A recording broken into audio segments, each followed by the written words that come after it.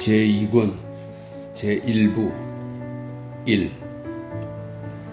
1806년 초 니콜라이 로스토프는 휴가를 받아 돌아왔다. 데니소프도 보로네시의 집으로 가는 길이어서 로스토프는 모스크바까지 함께 가서 자기 집에 머물라고 그를 설득했다. 끝에서 두 번째 역참에서 동료를 만난 데니소프는 그와 술을 3병이나 마시고 역마가 끄는 썰매바닥에 너부러져 길이 울퉁불퉁한데도 모스크바에 닿을 때까지 로스토프 옆에서 한 번도 깨지 않았다. 로스토프는 모스크바가 가까워올수록 점점 더 조바심을 냈다. 곧 도착하나? 다 온 건가? 이 지긋지긋한 길, 상점, 빵, 가로등, 상마차. 그들이 검문소에서 휴가증을 등록하고 모스크바로 들어섰을 때 로스토프는 생각했다. 데니소프 다 왔어. 자는구나. 그는 몸을 앞으로 숙이며 말했다. 마치 그런 자세로 썰매의 움직임에 속도를 더하고 싶은 듯 했다. 데니소프는 응답이 없었다.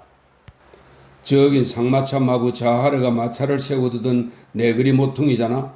바로 저기 저 사람이 자하르고 말도 그대로네. 프리아니크를 팔던 상점도 저기 있고 이제 다 왔나? 자 어서 가. 어느 집으로 가라고요? 마부가 물었다. 저기 끝에 있는 큰 집이야. 어떻게 저 집이 안 보여? 저게 우리 집이야. 로스토프가 말했다. 정말 우리 집이구나. 데니소프, 이제 곧 도착해. 데니소프는 고개를 들어 기침을 하곤 아무 대꾸도 하지 않았다. 드미트리, 로스토프가 마부석에 앉은 하인을 향해 물었다. 저게 정말 우리 집 불빛인가? 맞습니다. 아버님 서재에서도 불빛이 비치네요. 다들 아직 잠자리에 들지 않았나? 자네 생각은 어때? 알았지? 잊지 마. 곧장 나한테 새 벵게르카를 꺼내줘야 해. 로스토프는 가짜른 콘수염을 만지작거리며 덧붙였다. 자, 어서 가. 그는 마부에게 소리쳤다. 제발 일어나 파샤. 그러고는 다시 고개를 떨어뜨린 데니소프를 돌아보며 말했다. 자, 보드카 값으로 3루블 줄 테니까 어서 가, 어서. 썰매가 어느덧 새 집 넘어 그의 집 현관 입구가 보이는 곳에 이르자 로스토프가 소리쳤다. 그에게는 말들이 움직이지 않는 것처럼 느껴졌다. 마침내 썰매가 현관 계단 입구를 향해 오른쪽으로 돌았다. 로스토프는 석고가 떨어져 나간 낯익은 처마와 현관 계단과 보도의 기둥을 보았다. 그는 썰매가 먹기도 전에 훌쩍 뛰어내려 현관으로 달려갔다. 집은 누가 봐도 상관없다는 듯 여전히 꼼짝 않고 무뚝뚝하게 서 있었다. 현관에는 아무도 없었다. 아, 하나님, 다 괜찮은 건가? 로스토프는 심장이 멎는 심정으로 잠깐 섰다가 이내 현관과 눈에 익은 휘어진 계단을 따라 내달리며 생각했다. 여전히 똑같은 문 손잡이가 백작 부인이 더럽다고 화를 내곤 하던 그 손잡이가 예전처럼 힘없이 열렸다. 현관방에는 수지 양초 한 자루가 타고 있었다. 미하일로 노예는 괴짝 위에서 자고 있었다. 외출할 때 데리고 다니는 하인으로 가레타 뒤쪽을 들어올릴 만큼 힘이 센 프로코피는 앉아서 자투리 천으로 나무 껍질 신발을 엮고 있었다. 그는 열린 문을 흘낏 쳐다보았다. 졸음에 기운 태평한 그의 표정이 갑자기 환희에 차고 놀란 표정으로 변했다. 이런 세상에 젊은 백장님. 그는 젊은 주인을 알아보고 비명을 질렀다. 이게 어찌된 일입니까 나리? 프로코피는 흥분으로 떨면서 그가 온 것을 알리기 위해서인 듯 응접실 문으로 달려갔다. 그러나 생각을 바꾸었는지 되돌아와서 젊은 주인의 어깨를 덥석 껴안았다. 다들 건강하지?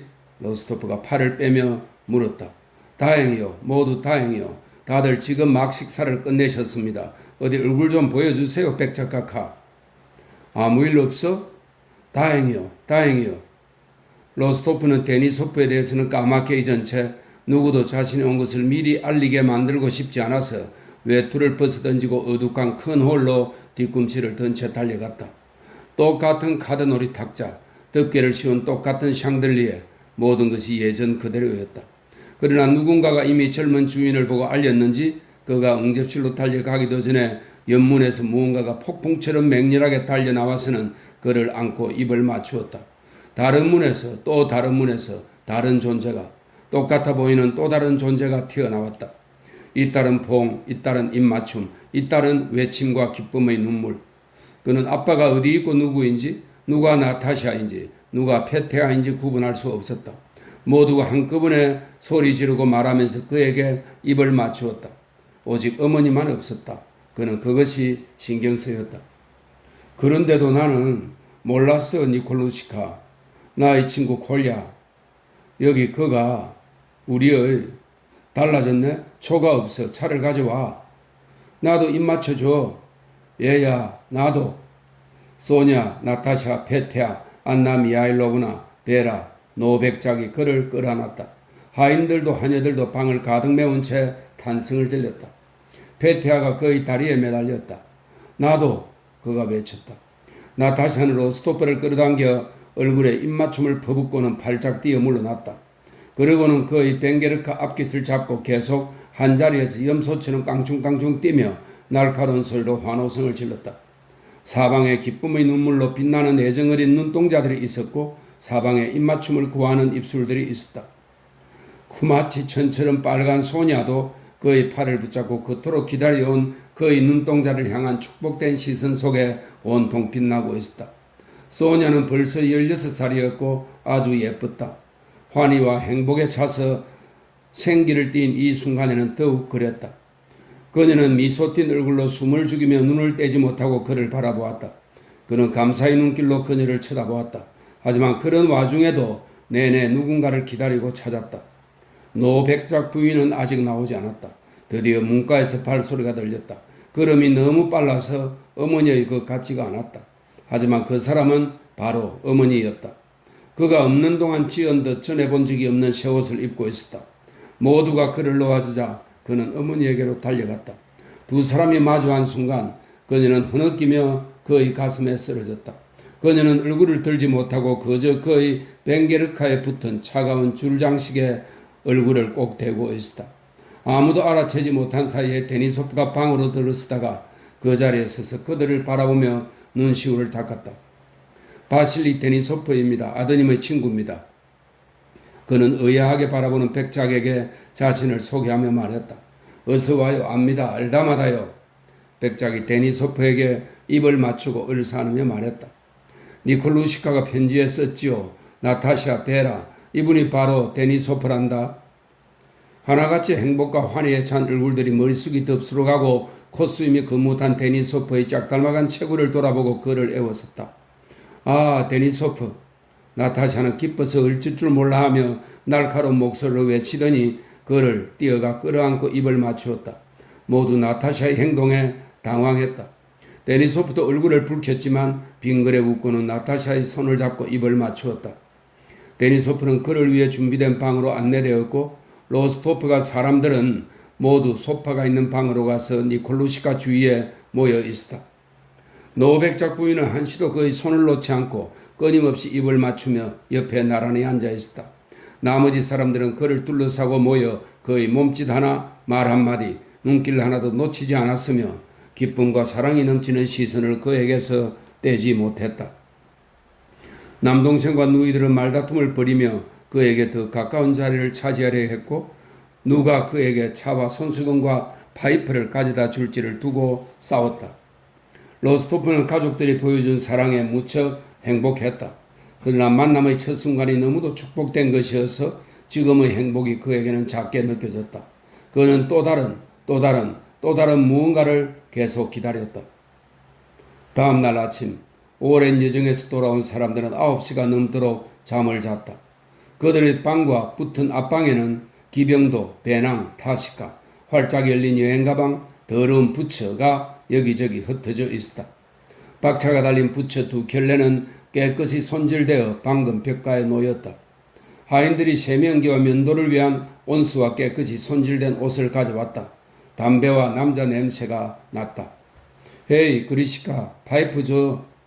바시카 데니소프의 목신 소리가 외쳤다. 로스토프 일어나. 로스토프는 눈꺼풀이 떨러붙은 눈을 비비며 떳떳한 베개에서 헝클어진 머리를 들었다. 뭐야 늦었어? 늦었지. 9시가 넘었어. 나타샤의 목소리가 대답했다. 옆방에서 풀먹인 드레스가 바스락거리는 소리와 속삭이고 우수대는 아가씨들의 목소리가 들려왔고 살짝 열린 문틈으로 하늘빛의 무언가와 리본과 검은 머리카락과 명랑한 얼굴들이 아른거렸다.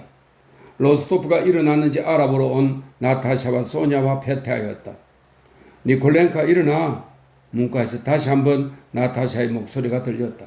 당장 그 사이 앞방에서 기병도를 발견하고 손에 쥔 패퇴하는 소년들이 군인다운 형의 모습에서 느끼곤 하는 희열을 맛보며 누나들이 옷을 걸치지 않은 사내들을 보는 것은 예의에 어긋난다는 점을 잊고 문을 활짝 열었다. 형 칼이야? 그가 소리쳤다. 소녀들은 팔짝 뛰며 물러났다. 데니소프는 놀란 눈을 한 채 털이 덥수룩한 다리를 이불 속으로 감추며 도움을 구하기 위해 친구를 돌아보았다. 문이 페타를 들여보내고 다시 닫혔다. 문 뒤에서 웃음소리가 들렸다. 니콜렌카, 할라트 걸치고 나와. 나타샤의 목소리가 말했다. 이거 형 칼이야? 베테아가 물었다. 아니면 당신 건가요? 그는 콧수이면한 검은 머리의 데니소프에게 아부와 존경이 뒤섞인 태도로 말을 걸었다. 로스토프는 부랴부랴 신을 신고 할라트를 걸친 뒤 밖으로 나갔다. 나타샤가 박차 달린 부츠를 한 짝 신고 다른 한 짝에 발을 집어넣고 있었다. 그가 나왔을 때 소냐는 빙빙 돌다가 드레스 자락을 부풀려 막 앉으려는 참이었다. 두 사람은 똑같이 새로 지은 하늘색 드레스를 입고 있었다. 뺨이 발간, 생기 있고 명랑한 모습이었다. 소냐는 따라났고 나타샤가 오빠의 팔을 잡고 소파가 있는 방으로 끌고 갔다. 그리고 그들의 대화가 시작되었다. 두 사람은 오직 그들만이 흥미를 가질 수 있을 수천 가지 사소한 것들에 대해 서로 묻고 대답하느라 숨쉴 틈이 없었다. 나타샤는 그와 자신이 하는 말 한마디 한마디에 웃음을 터뜨렸다. 자신들이 하는 말이 우스우스가 아니라 그녀 자신이 즐거운 나머지 웃음으로 표출되는 기쁨을 억누를 수 없어서였다. 아, 정말 훌륭해, 멋져. 그녀는 모든 말에 그렇게 말했다. 로스토프는 나타샤의 사랑이 뿜어내는 뜨거운 빗줄기의 영향 아래 1년 반 만에 처음으로 자신의 영혼과 얼굴에 어린아이 같은 순수한 미소가 피어나는 것을 느꼈다. 그는 집을 떠난 후로 단 한 번도 그런 미소를 지어본 적이 없었다. 아니야, 들어봐. 그녀가 말했다. 오빠는 이제 완전히 남자가 된 거지? 난 미치도록 기뻐. 오빠가 내 오빠라서. 그녀는 그의 콧수염을 건드렸다. 난 오빠 같은 사람들이 어떤지 알고 싶어. 우리와 똑같아? 아니야. 소냐는 왜 도망갔어? 로스토프가 물었다. 그건 또 할 얘기가 많아. 소냐를 어떤 식으로 부를 거야? 너? 아니면 당신? 되는 대로. 로스토프가 말했다. 소냐에게 당신이라고 해. 부탁이야. 나중에 얘기해 줄게. 도대체 뭐야? 그럼 지금 말해 줄게. 오빠도 알지만 소냐는 내 친구야. 그녀를 위해서라면 내 팔을 찢어도 좋은 그런 친구란 말이야. 자, 봐. 그녀는 한쪽 모슬린 소매를 걷어올려 길고 가늘고 부드러운 팔에서 어깨 아래로 팔꿈치보다도 훨씬 높은 곳, 세난 붉게 찍힌 자국을 보여주었다. 무도의 드레스로도 덮이는 부분이었다. 이건 소녀에게 나의 사랑을 보여주기 위해 불로 찢은 거야. 그냥 쇠자를 불에 달구었다고 꾹 눌렀어. 자신의 옛 공부방에서 팔걸이 위에 쿠션이 달린 소파에 앉아 나타샤의 감당할 수 없을 만큼 생기발랄한 눈동자를 들여다보는 동안 로스토프는 다시 자신의 어릴 적 가족의 세계로 자기 외 누구에게도 의미를 갖지 못하는 하지만 그에게는 인생에서 최고의 기쁨 가운데 하나를 선사해 준 세계로 들어갔다. 사랑을 증명하기 위해 쇠자로 팔을 찢은 것이 그에게는 황당한 짓으로 보이지 않았다. 그는 그것을 이해했기에 놀라지 않았다. 그래서 어쨌다는 거야? 그는 그저 이렇게 물을 뿐이었다. 그러니까 우리는 친구야. 정말로 친한 친구란 말이야. 쇠자로 이렇게 한 건 바보 같은 짓이지. 하지만 우리는 영원한 친구야. 소냐는 누굴 사랑하게 되면 영원히 사랑해. 난 그게 이해가 안 돼. 난 금방 잊어버리거든. 그래서 그러니까 소냐는 나와 오빠를 사랑해. 나타샤가 갑자기 얼굴을 붉혔다. 그러니까 오빠 기억하지? 떠나기 전에 소냐는 그렇게 말했어. 오빠가 모든 걸 다 잊었을 거라고. 소냐는 말했어. 난 언제나 그를 사랑할 거야. 하지만 그를 즐겁게 해줄 거야. 정말이지 훌륭해. 훌륭하고 고결해. 그렇지. 그렇지. 정말 고결하지. 그렇지. 나타샤가 너무도 진지하고 흥분한 모습으로 묻는 바람에 지금 한 말을 그녀가 전에 눈물을 흘리며 말한 적이 있는 듯 했다. 로스토프는 생각에 잠겼다. 난 내가 한 말은 어떤 것도 번복하지 않아. 그가 말했다. 게다가 소냐는 너무나 매력적이야. 도대체 어떤 멍청이가 자신의 행복을 거부하려 하겠니? 아니야. 나타샤가 외쳤다. 우리는 벌써 그 문제에 대해 얘기를 나누었어. 우리는 오빠가 그렇게 말할 줄 알았어. 하지만 그러면 안 돼. 오빠도 이해하겠지만 만약 오빠가 그렇게 말하면 그러니까 자신을 언약의 을매의 몸으로 여기면 소냐가 마치 일부러 그런 말을 한 것처럼 되잖아. 그러면 오빠는 억지로 소냐와 결혼하게 되는 거고 전혀 다른 결과가 되는 거잖아. 로스토프는 그들이 이 모든 것을 잘 생각해냈다고 느꼈다. 소냐는 어제도 자신의 아름다움으로 그에게 충격을 주었다. 오늘 그녀를 잠깐 보았을 때 그녀는 더더욱 아름다워 보였다. 그녀는 16살의 매력적인 소녀였고 분명 그를 열정적으로 사랑하고 있었다. 그는 이 점을 단 한순간도 의심하지 않았다. 그가 그녀를 사랑해서는 안 되고 심지어 결혼해서는 안 될 이유가 도대체 뭐란 말인가? 로스토프는 생각했다. 그러나 지금은 아니었다.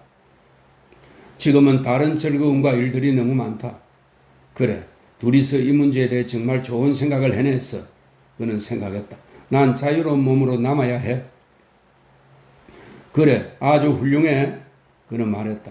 그건 나중에 얘기하자. 아, 널 보아서 얼마나 기쁜지 몰라. 그는 덧붙였다. 그런데 넌 어때? 보리스를 배신한 거 아니야? 오빠가 물었다. 바보 같은 소리. 나타샤가 깔깔거리며 소리쳤다.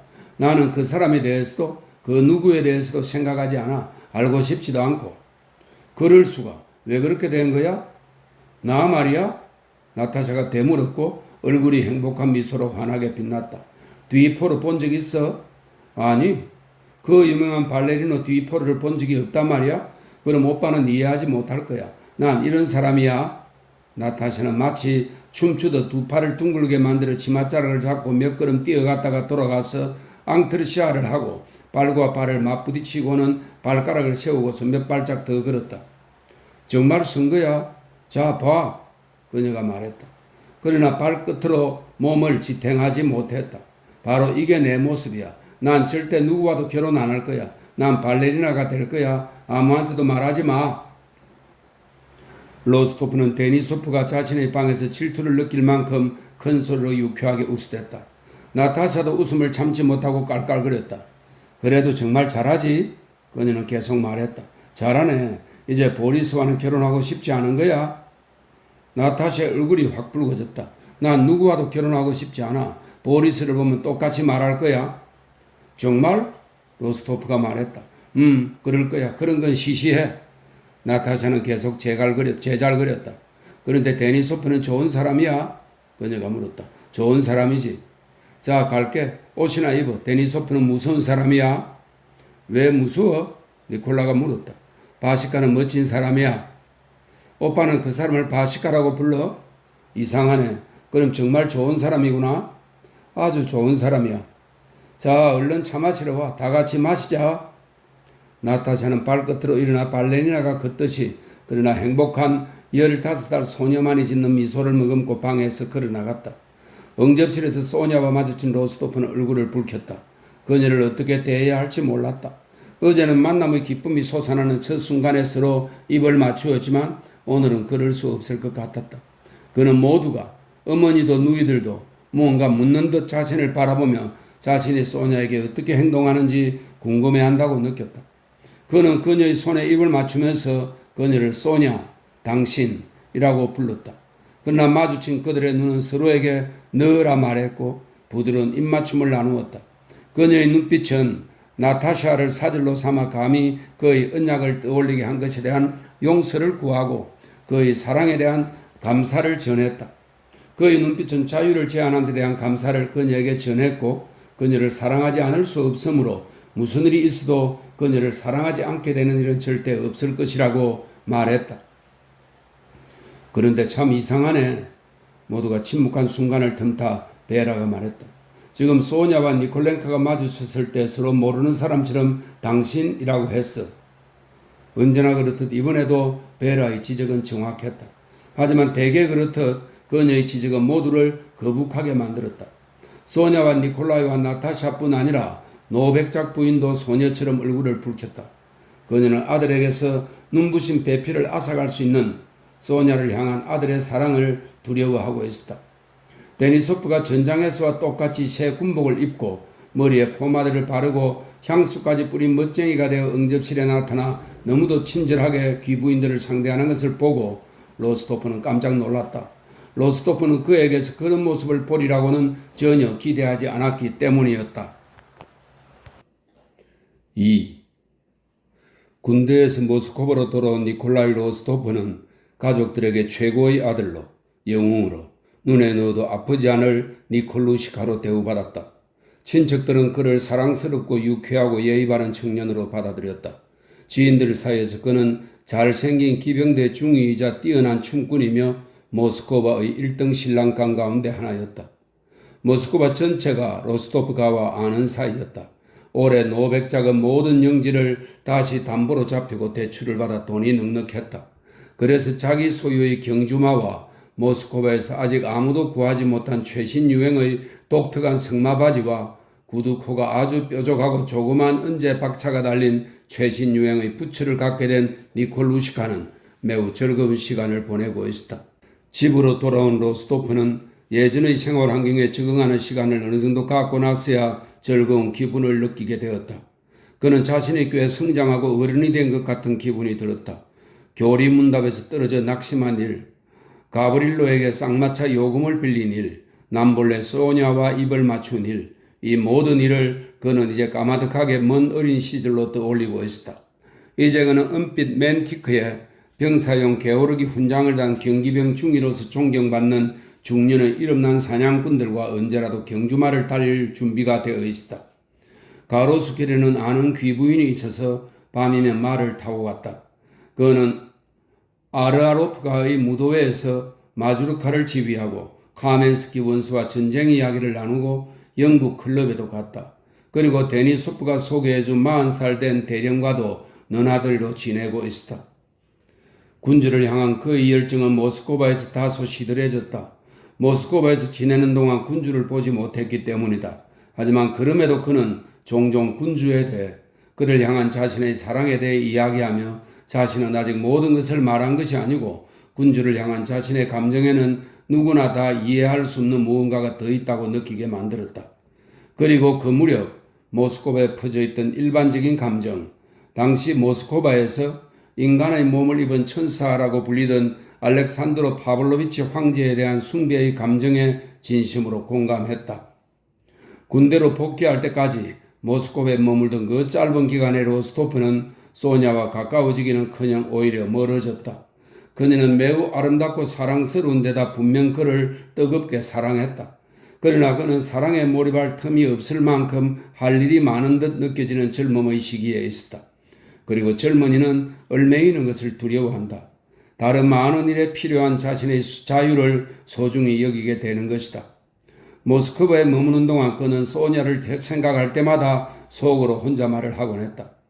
아, 저기 어딘가에 그녀와 같은 여자들이, 아직 내가 모르는 여자들이 아주 많이 있을 거야. 지금도 있어. 사랑에 빠지는 건 나중에 내가 원할 때 또 할 수 있겠지만 지금은 그럴 틈이 없어. 또 그가 보기에 여성들의 세계에는 자신의 용기에 불명예스러운 무언가가 있는 것 같았다. 그는 마지못한 척하면서 무도회와 여성들의 모임에 드나들었다. 경마, 영국 클럽, 데니소프와 벌이는 떠들썩한 술판, 거기에 가는 것, 이런 것은 다른 문제였다. 이런 일들은 용맹한 경기병에게 어울리는 것이었다. 3월 초에 일리아 안드레예비치 로스토프 노백작은 영국 클럽에서 바그라테온 공작의 환영 만찬을 준비하는 일로 정신이 없었다. 백작은 할라트 차림으로 홀을 돌아다니며 클럽의 지배인과 영국 클럽의 수석 요리사인 유명한 페옥티스트에게 바그라테온 공작의 만찬을 위한 아스파라거스, 싱싱한 오이, 딸기, 송아지 고기, 생선 등에 대해 지시를 내리고 있었다. 백작은 클럽의 창립 멤버이자 간사였다. 그는 클럽으로부터 바그라테온을 위한 환영의 준비를 위임받았다.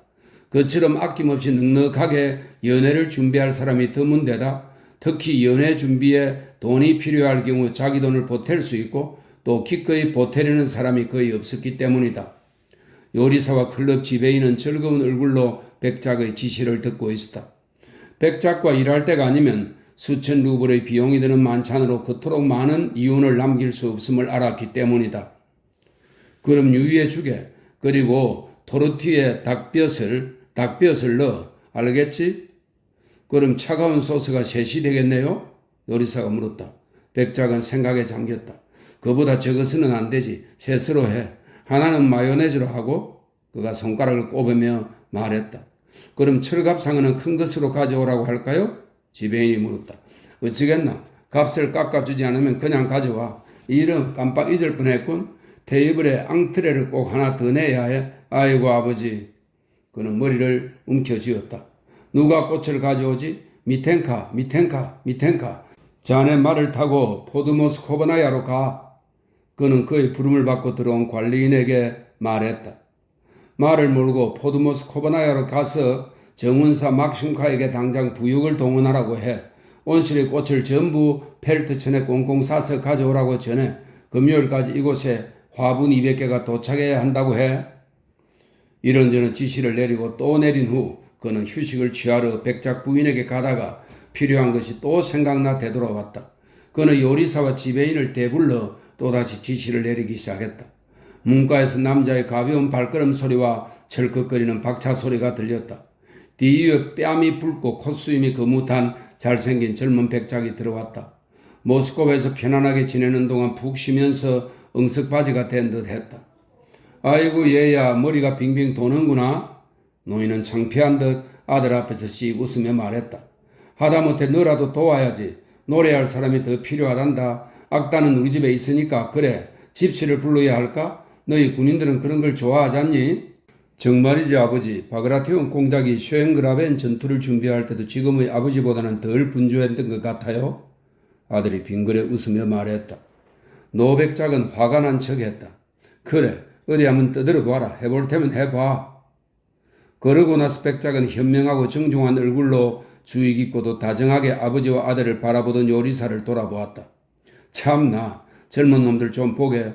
어떤가 페옥 테이스트. 그가 말했다. 우리 늙은이들을 비웃는구먼. 어쩌겠습니까 백작가카. 젊은 분들은 그저 먹는 것만 좋아하시죠. 모든 걸 준비하고 차려내는 건 그분들의 일이 아니거든요. 맞아. 백작이 소리치고는 아들의 두 손을 덥석 잡으며 다시 외쳤다. 그러면 되겠구나. 너 나한테 딱 걸렸다. 지금 당장 말 2마리가 끄는 썰매를 타고 베조프가로 가거라.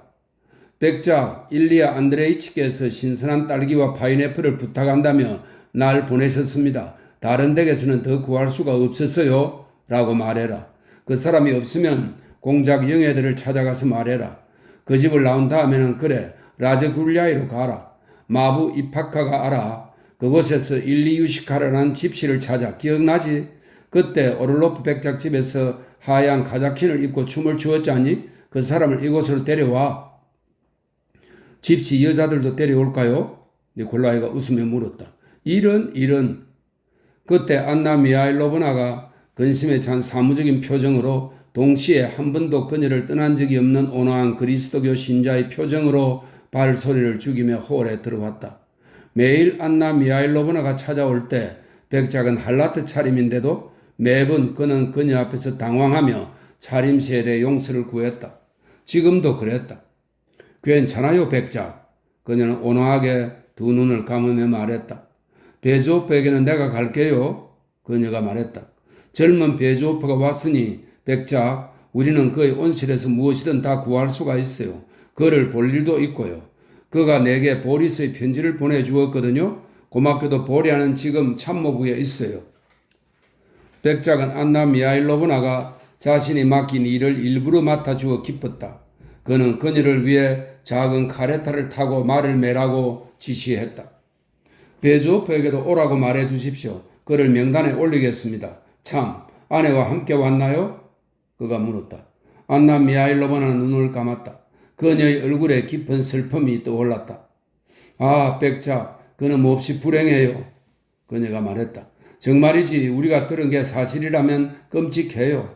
우리가 그의 행복을 그토록 기뻐하던 때에 이런 일을 생각이나 했겠어요? 그렇게 지구한 천상의 영혼을 가진 사람이 그 젊은 베주오프가 그래요. 난 진심으로 그를 동정하고 있어요. 그래서 그를 위로하는 일이라면 내가 할 수 있는 한 노력해 보려고요. 도대체 무슨 일이 있었습니까? 아버지와 아들 두 로스토프가 물었다. 안나 미하일로브나가 한숨을 푹 쉬었다. 돌로프, 마리아 이바노브나의 아들이요. 그녀는 은밀하게 속삭이며 말했다. 그녀의 명예를 아주 위태롭게 만들었답니다. 베조프가 그를 데려와 페테르부르크에 있는 자기 집으로 초대했어요. 그런데 그녀가 이곳에 오면서 그 불안당이 따라온 거예요.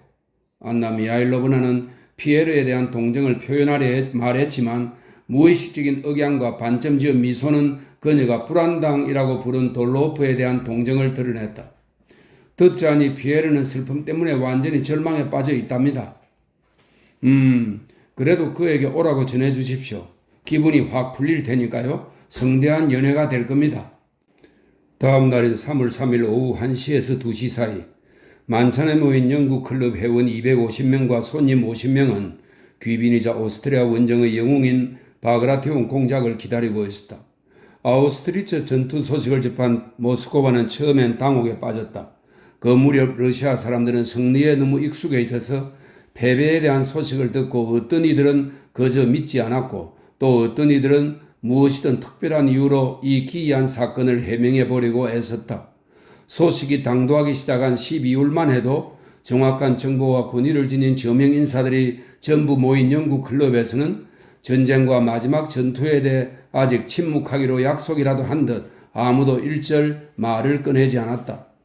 라스톱친 백작, 유리 블라디미르비치 골고루키 공작, 말루예프, 마르코프 백작, 바젬스키 공작 등과 같이 대화의 방향을 제시하던 사람들은 클럽에 나타나지 않고 돌아가며 집에서 그들만의 내밀한 모임을 가졌으며 남들이 하는 말을 따라 짓거리던 모스크바 사람들은 잠시 전쟁 문제에 대해 명확한 견해가 없고 지도자도 없는 상태로 남았다. 모스크바 사람들은 무언가가 잘못되었고 이런 좋지 못한 소식을 판단하기는 어려우므로 침묵하는 편이 낫다고 느꼈다. 그러나 얼마 후 배심원들이 협의실에서 나오듯 클럽에서 견해를 제시하던 세도가들이 다시 나타났다. 그러자 다들 분명하고 단호하게 떠들어대기 시작했다. 러시아가 패배했다는 일찍이 들은 적도 없고 믿을 수도 없고 있을 수도 없는 사건의 원인들이 밝혀졌다. 모든 것이 분명해지자 모스크바 구석구석에서 똑같은 말이 나돌기 시작했다. 그 원인은 바로 이랬다. 오스트리아인들의 배신, 열악한 군량, 폴란드인 프로제비셰프스키와 프랑스인 랑주롱의 배신, 쿠트조프의 무능, 그리고 보잘것없는 나쁜 사람들을 신뢰한 군주의 젊은 나이와 미숙함. 그러나 러시아 군대는 대단해서 용맹의 기적을 이루어냈다고 다들 입을 모아 말했다. 병사들, 장교들, 장군들은 영웅이었다. 하지만 영웅 중의 영웅은 쉔그라벤 전투와 아우스트리츠 퇴각으로 명성을 떨친 바그라티온 공작이었다. 아우스트리츠에서 그는 홀로 자신의 종대를 질서정연하게 이끌었으며 온종일 싸워 2배나 더 강한 적을 물리쳤다. 바그라티온이 모스크바에서 영웅으로 꼽힌 데에는 그가 모스크바에 아무 인맥이 없는 이방인이라는 점도 함께 작용했다. 그를 통해 연줄과 음모가 없는 전투적이고 소탈한 러시아 군인, 이탈리아 원정의 기억으로 여전히 수보로프의 이름과 결부되어 있던 러시아 군인에게 경의가 바쳐지고 있었다. 게다가 그에게 바치는 그 같은 경의에는 쿠트조프에 대한 혐오와 비난이 무엇보다도 잘 표현되고 있었다. 만약 바그라티온이 없었다면 그를 발명해야 했을 거야? 익살꾼 신신이 볼테르의 말을 패러디하며 말했다. 쿠트조프에 대해 말하는 사람은 아무도 없었고 몇몇 사람들은 그를 두고 궁중의 바람둥이니 늙은 샤티로스니 하며 수근수근 욕을 해댔다. 풀을 바르고 또 발라라. 그러면 자기 몸에도 온통 풀이 묻을 것이다. 아군이 패배를 과거의 승리에 대한 추억으로 위안 삼던 돌고르코프 공작이 한 말을 온 모스크바가 되풀이하고 있었다. 또한 프랑스 군인들을 전투에 끌어내려면 화려한 문구를 써야 하고 독일인들과는 후퇴가 전진보다 더 위험하다고 설득하면서 논리적으로 따져야 하지만 러시아 군인들은 단지 억제시키며 더 천천히 라고 당부하기만 하면 된다는 라스톱친의 말도 회자되었다. 아군 병사들과 장교들이 아우스트리츠에서 보여준 용기의 개별 사례에 대한 새롭고 새로운 이야기들이 사방에서 들려왔다. 누구는 군기를 구했고 누구는 프랑스군 5명을 죽였으며 누구는 혼자서 대포 5문의 포탄을 장전했다. 그 중에는 베르크에 대한 이야기도 있어서 그를 모르는 사람들이 그가 오른팔에 부상을 입어 왼손으로 장검을 쥐고 전진했다는 이야기를 했다. 볼콘스키에 대해서는 아무 말도 없었다. 그를 가까이 알던 사람들만 그가 임신한 아내를 괴짜 아버지에게 남겨두고 일찍 죽은 것을 해석해야 할 뿐이었다. 3월 3일 영국 클럽의 모든 방마다 이야기를 나누는 목소리들로 웅성거렸다. 마치 봄날에 날아다니는 꿀벌들처럼 클럽 회원들과 손님들은 이리저리 종종 걸음을 치고 있었다. 앉았다 일어섰다 하고 모였다 흩어졌다 했다. 그들은 군복과 연미복을 입었고 또 어떤 이들은 머리에 분을 바르고 카프탄을 입었다. 제복을 입고 분을 바르고 긴 양말과 단화를 신은 하인들이 문마다 긴장한 채 서서 언제든 시중들 태세로 클럽의 손님과 회원들의 움직임 하나하나를 빠짐없이 포착하려 애쓰고 있었다. 참석한 사람들은 대부분 나이 지긋한 명망가들로 자신감 넘치는 넓적한 얼굴과 살찐 손가락과 확고한 동작과 목소리를 지니고 있었다. 이런 부류의 손님들과 회원들은 익숙한 일정한 자리에 앉아 익숙한 일정한 소모임을 이루었다. 참석한 이들 가운데 소수는 뜻밖의 손님들이었다. 주로 청년들이었는데 그 중에는 데니소프와 로스토프 그리고 다시 세면옵스키의 장교가 된 돌로호프도 있었다. 청년들, 특히 군인들의 얼굴에는 노인들에 대한 경멸과 존경이 뒤섞인 표정이 어리어 있었다. 그 표정은 마치 늙은 세대를 향해 이렇게 말하는 듯 했다. 우리는 당신들에게 기꺼이 존경과 경의를 표하겠습니다. 하지만 미래는 우리의 것임을 기억해 주시지요. 네스리 척키는 클럽의 오랜 회원으로 또한 그곳에 있었다. 아내의 명령에 따라 머리카락을 기르고 안경을 벗고 유행하는 옷을 입은 피에르는 슬프고 우울한 표정으로 홀을 거닐었다. 어디를 가나 그렇듯 그의 재산 앞에 굽실거리는 사람들이 그를 둘러쌌고 그는 몸에 밴 차르 같은 태도와 경멸어린 무관심으로 그들을 대했다. 나이로 보면 그는 젊은 사람들 틈에 끼어야 했지만 재산과 인맥에 따라 그는 존경받는 노인 손님들의 모임에 속했다. 그래서 그는 이 모임과 저 모임을 오갔다. 여러 모임들 가운데 중심을 이루는 이들은 저명한 부류에 속한 노인들이었다. 낯선 사람들조차 고명한 사람들의 의견을 듣기 위해 그 모임 주위로 공손히 모여들었다. 그 모임들은 라스톱친 백작과 발루예프와 나리스킨 주위에 꾸려졌다. 라스톱친은 러시아 사람들이 패주하는 오스트리아 군인들에게 짓밟혀 도망자들 틈에서 총금으로 길을 내야 했던 일에 대해 들려주었다. 발루예프는 아우스트리츠 패전 소식에 대한 모스크바의 여론을 파악하기 위해 페테르부르크에서 우바루프가 파견된 일을 은밀하게 이야기했다. 세 번째 모임에서는 나리시킨이 스보로프가 오스트리아 장군들의 우매함에 대한 대답으로 커다랗게 수탉 울음소리를 냈던 한 오스트리아 군사위원회 회의에 대해 말하고 있었다. 바로 이 모임에 있던 신시인은 쿠트조프가 수보로프에게서 수탉처럼 소리 지르는 이 어렵지 않은 기술조차 배울 수 없었던 것 같다고 우스갯소리를 하려 했다. 그러나 노인들은 이 익살꾼을 무섭게 노려봄으로써 이곳에서 쿠트조프에 대해 말하는 것은 아주 무례한 짓이라고 그가 느끼도록 만들었다. 일리아 안드레이치 로스토프 백작은 부드러운 부츠를 신고 식당에서 응접실로 노심초사하며 바쁘게 돌아다니는 중에도 모두 아는 사람이었던 지위가 높은 인물에게나 낮은 인물에게나 똑같이 허둥지둥 인사를 나누었다. 그러다가 이따금 맵시 좋은 젊은 아들을 눈으로 찾아 즐겁게 눈길을 멈추었다가 한쪽 눈을 찡긋해 보이곤 했다. 젊은 로스토프는 돌로프와 함께 창가에 서 있었다. 로스토프는 얼마 전 그를 알게 되었고 그와의 친분을 소중히 여기고 있었다. 노백작이 돌로프에게 다가와 그의 손을 쥐었다. 우리 집에도 오시게. 자네는 우리 집의 멋진 청년과 아는 사이 아닌가?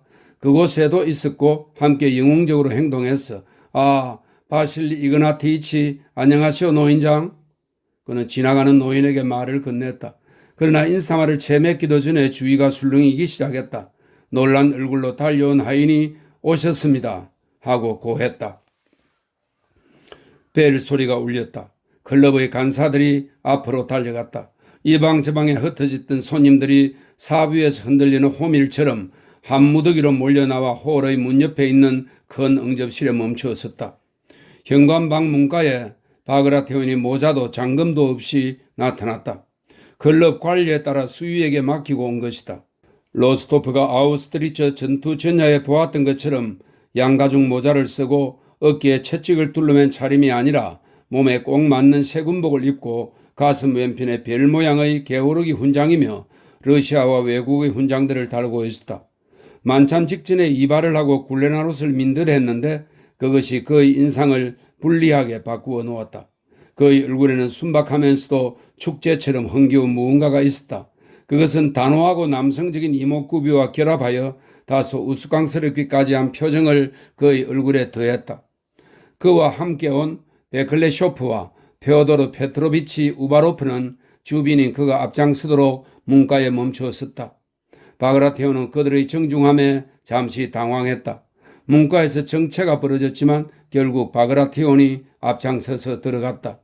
그는 손을 어디에 두어야 할지 몰라 쭈뼛쭈뼛 어색하게 응접실의 세공 마루 위를 걸었다. 쉔그라벤 전투 때 쿠르스크 연대의 선두에 서서 진군하던 때처럼 쏟아지는 총탄 아래 경작지를 지나는 것이 그에게는 더 익숙하고 쉬웠다. 간사들이 첫 번째 문에서 그를 맞아 그토록 귀한 손님을 만난 기쁨에 대해 몇 마디 하고는 대답을 기다리지 않고 마치 체포하듯 그를 에워싸고 응접실로 안내했다. 응접실 문가에서도 서로를 밀치듯이 희귀한 짐승인 양 서로의 어깨너머로 바그라티온을 보기 위해 길을 쓰고 몰려든 회원들과 손님들 때문에 지나갈 수가 없었다.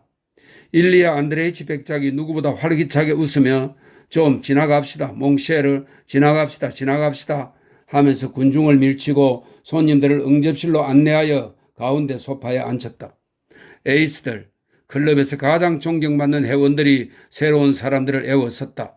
일리아 안드레이치 백작은 다시 군중을 밀치고 응접실을 빠져나가더니 잠시 후 다른 간사와 함께 은으로 된 커다란 접시를 들고 나타나 바그라티온 공작에게 가져갔다. 접시에는 영웅에게 경의를 표하여 지은 시가 인쇄되어 놓여 있었다. 바그라티온은 접시를 보고 깜짝 놀라 마치 도움을 구하듯 주위를 두리번거렸다. 그러나 모든 사람의 눈은 그에게 복종을 요구하고 있었다. 자신이 그들의 손안에 있다고 느끼며 바그라티온은 두 손으로 결연히 접시를 잡고 그것을 가져온 백작을 책망하듯 성난 얼굴로 쳐다보았다. 누군가가 친절하게 바그라티온의 손에서 접시를 받아 들더니 안 그러면 그 접시를 저녁까지 들고 있다가 그대로 테이블로 갈 것 같았다 하는 설명이 있습니다. 접시를 들더니 그의 주위를 시로 돌렸다. 그럼 읽겠습니다. 바그라티온은 마치 그렇게 말하는 듯 했다. 그는 피로한 눈으로 종이를 주시하며 골똘하고 진지한 표정으로 읽었다. 시를 쓴 사람이 직접 시를 쥐고 낭독하기 시작했다. 바그라티온 공작은 고개를 숙인 채 들었다. 알렉산드르의 시대를 찬양하라. 옥좌에 앉은 우리의 티투스를 수호하라. 무시무시한 사령관이자 선한 인간이 되어라. 조국에서는 리페우스, 전장에서는 카이사르가 되어라. 운 좋은 나폴레옹, 바그라티온이 어떤 사람인지 경험을 통해 깨달았으니 감히 러시아의 알키데스를 더는 방해하지 못하는도다. 그러나 시 낭독이 끝나기도 전에 집사가 식사가 준비되었습니다라고 우렁찬 목소리로 알렸다. 문이 열리고 식당에서 폴로네즈가 울려 퍼졌다. 승리의 우레소리여 울려라. 기뻐하라 용맹한 러시아인이여. 일리아 안드레베이치 백작은 계속 시를 낭독하는 시인을 성난 표정으로 쳐다보고는 바그라티온 앞에 허리 굽혀 인사했다. 다들 만찬이 시보다 더 중요하다고 느끼며 자리에서 일어났고 또다시 바그라티온은 모든 이들의 선두에 서서 테이블로 갔다. 사람들은 군주의 이름과 연관되어 또한 의미를 지녔던 두 알렉산드로, 베클레쇼프와 나리시킨 사이의 상석에 바그라티온을 앉혔다. 식당에서 300명의 사람들은 관등과 신분에 따라 신분이 높은 사람일수록 축하연의 주인공과 더 가까운 곳에 자리를 잡았다. 지대가 낮을수록 물이 더 깊이 흐르는 것만큼이나 자연스러운 일이었다. 만찬 직전에 일리아 안드레이치 백작은 공작에게 아들을 소개했다. 바그라티온은 그를 알아보고 이날 입 밖에 낸 모든 말과 마찬가지로 사리에 맞지 않는 어색한 말을 몇 마디 했다. 바그라티온이 아들과 이야기를 나눈 동안 일리아 안드레이치 백작은 기쁘고 자랑스러운 표정으로 모든 이들을 둘러보았다. 니콜라이 로스토프는 데니소프와 새로 알게 된 돌로호프와 함께 그의 테이블 한가운데 앉았다. 그들 맞은편에는 피에르가 네스피츠키 공작과 나란히 앉았다. 일리아 안드레이치 백작은 다른 간사들과 함께 바그라테온을 마주하고 앉아서 모스크바식 환대의 화신이 되어 공작을 영접하고 있었다. 그의 노력은 헛되지 않았다. 만찬은 정진용이든 간소한 것이든 모두 훌륭했다. 그럼에도 만찬이 끝날 때까지 그는 완전히 마음 놓고 있을 수 없었다. 그는 관리인에게 한쪽 눈을 찡긋거리고 하인들에게 귓속말로 지시를 내리고 살짝 마음을 졸이며 눈에 익은 요리들을 하나하나 기다렸다. 모든 것이 훌륭했다. 거대한 철갑상어가 담긴 두 번째 코스가 나오자 그것을 본 일리아 안드레이치는 기쁨과 수줍음에 얼굴을 붉혔다. 그 두 번째 코스가 나오자 하인들은 펑 하는 소리와 함께 코르크를 뽑고 샴페인을 따르기 시작했다. 사람들에게 어느 정도 강한 인상을 남긴 생선 요리 후에 일리아 안드레이치 백작은 다른 간사들과 눈짓을 주고받았다. 건배할 일이 많을 겁니다. 이제 시작할 때입니다. 그는 이렇게 속삭이고는 샴페인 잔을 잡고 일어섰다. 모두 입을 다물고 그가 무슨 말을 할지 기다렸다. 황제 폐하의 건강을 위하여 그가 외쳤고 순간 선량한 두 눈은 기쁨과 환희의 눈물에 젖었다. 이때 승리의 우레소리여 울려라가 연주되었다. 다들 자리에서 일어나 우라 하고 외쳤다. 바그라테온도 쉔그라벤 불판에서 외쳤을 때와 똑같은 목소리로 우라 하고 부르짖었다. 젊은 로스토프의 환희에 찬 목소리가 300명의 목소리 속에서도 들렸다. 그는 울음을 터뜨릴 뻔했다. 황제 폐하의 건강을 위하여 그가 외쳤다. 우라! 그는 단숨에 잔을 비우고 바닥에 내동댕이 쳤다. 많은 사람들이 그를 따라했다. 그리고 커다란 함성 소리가 오래도록 이어졌다. 목소리가 잠잠해져 하인들이 깨진 잔들을 치웠고 모두 자리에 앉아 자신의 함성에 뿌듯한 미소를 지으며 이야기를 나누기 시작했다. 일리아 안드레이치 백작은 다시 일어나 자신의 접시 옆에 놓인 쪽지를 헐kit 보고는 지난 원정의 영웅인 표트르 이바노비치 바그라테온 공작의 건강을 위해 건배했다. 다시 백작의 하늘색 눈동자가 눈물로 촉촉해졌다. 우라! 또다시 300명의 손님들이 외쳤고 연주 대신 파벨 이바노비치 쿠투조프의 칸타타를 합창하는 소리가 들려왔다. 러시아인들을 가로막는 모든 방해가 헛되도다. 용맹은 승리의 정표라. 우리에게는 바그라티온들이 있으니 모든 적들이 우리 발 아래 있으리라. 합창이 끝나자마자 새로운 건배가 잇따랐고 그로 인해 일리아 안드레이치 백작은 점점 더 감격에 기어보였다. 점점 더 많은 잔들이 깨지고 함성이 점점 더 크게 들렸다. 베클레쇼프, 나르시킨, 우바로프, 돌고르코프, 아프락신, 발루예프의 건강을 위해, 간사들의 건강을 위해, 운영자의 건강을 위해, 모든 클럽 회원들의 건강을 위해, 클럽을 찾은 모든 손님들의 건강을 위해, 끝으로 각별히 만찬의 주최자인 일리아 안드레예비치 백작의 건강을 위해 건배했다. 이 건배를 하면서 백작은 손수건을 꺼내 얼굴을 가리고 와라 울음을 터뜨렸다.